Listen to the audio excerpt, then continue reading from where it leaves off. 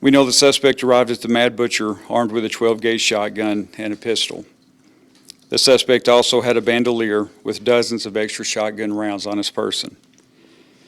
We believe most, if not all, of the rounds fired by the suspect were from the shotgun. We believe he immediately began engaging victims in the parking lot after exiting his truck and then proceeded into the store.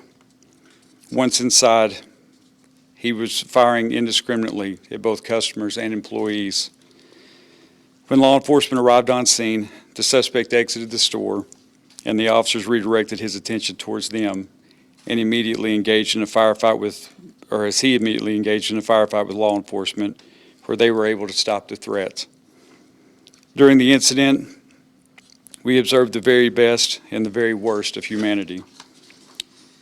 As an example, instead of fleeing from the obvious danger, Callie Weems began using her training as a nurse to render aid to a gunshot victim, and unfortunately became a victim herself as a result of her selfless actions.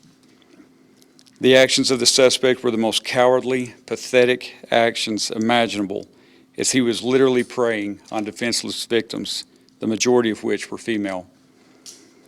Due to the quick response of law enforcement, they turned the hunter into the hunted. These officers range from a police officer who has not even yet attended basic law enforcement training to the Dallas County Sheriff Mike Canadle, who has almost 40 years of law enforcement experience.